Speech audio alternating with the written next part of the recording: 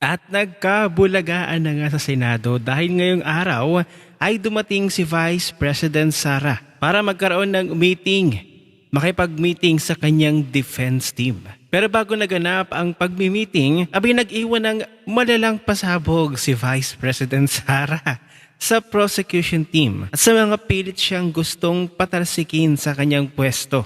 Ngunit bago tayo magtungo dyan ay panoorin natin kung paano pinagkaguluhan si VP Sara ng iba't ibang media.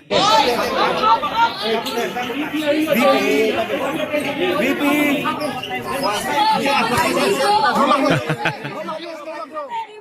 Pinagkaguluhan, no? Grabe.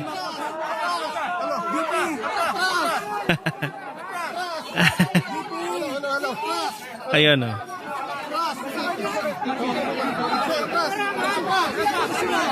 Parang ano, no? Parang blockbuster. Grabe.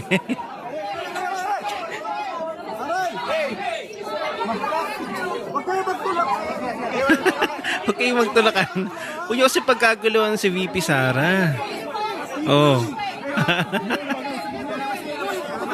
Si VP Sara nagpapahabol naman talaga no? Oh, papasok pa lang siya. Grabe ang karisma ni VP Sara. So ito na yung pasabog ni VP Sara, panoorin natin. In this bloodbath, Ayon, and bloodbath. bloodshed, I will be blooded but unbound. Maraming salamat. Oy. Ma'am, who attend today po? Ma'am, basta kayo ma'am. Pwede, ano comment nyo na ano? Oh, no comment na. Uy, napakalalim ng salitang yun ha. Ang sabi niya, in this bloodbath and bloodshedding, I will be blooded but unbowed. So in Tagalog, sa gitna ng matinding laban at dagok, masasaktan at masusugatan man ako. Ngunit hindi ako yuyuko o susuko. Talagang palaban itong si Vice President Sara. Samantalay ang bumubulang bibig kahapon na si Jinky Luistro, abay nag-claim na victorious daw ang kanilang day 1 sa impeachment trial bilang prosecutor. Mga nagpapanggap na magagaling, Diyos ko po, inapanood ng taong bayan kung gaano ka kinain nilamon ni Atty. Sheila Sison. Sa gitna ng iyong speech, bumula pa ang iyong bibig.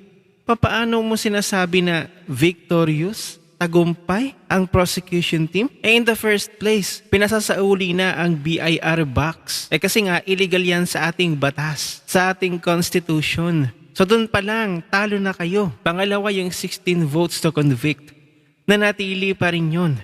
Ayon sa ating konstitusyon na naman, yung dalawang motion for grandstanding, di ba't na-denied by chair? Yung premature arraignment of respondent. At yung reading of articles of impeachment ruled as redundant.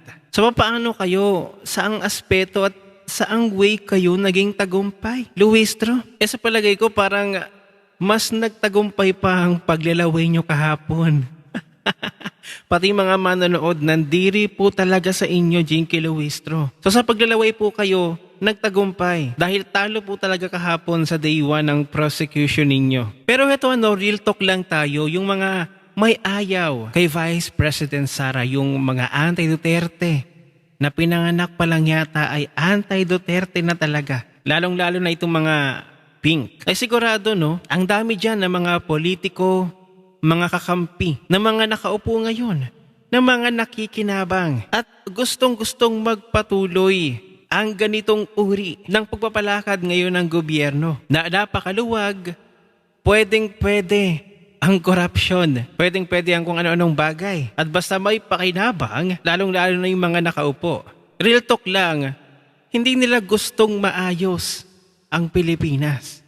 Hindi nila gustong umunlad ang Pilipinas. At hindi nila gusto ng mga Pilipino, ang mga mahihirap, ang mga nasa laylayan, ay maranasan man lamang o matamasa ang kaginhawaan, magandang buhay na katulad ng tinatamasa ng ibang mga lahi. Kaya't sa mga supporters ni Vice President Sara, sa mga talagang lumalaban, isinisigaw ang kanilang boses para labanan ng korupsyon na ito ay tiis-tiis lang po talaga tayo. At sigurado sa 2028, maghihiganti.